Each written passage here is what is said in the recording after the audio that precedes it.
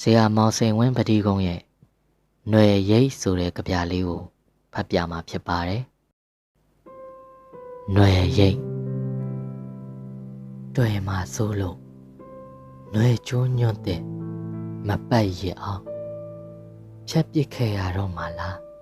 ။လိုက်မှာစိုးလို့နှကိုတစိမ့်ကိုအရင်နဲ့ခွဲအမောင်ထဲမှာရှောင်လွဲနေရတော့မှလားဖြတ်မရတဲ့ຫນွယ်တတ်မရတဲ့ຫນွယ်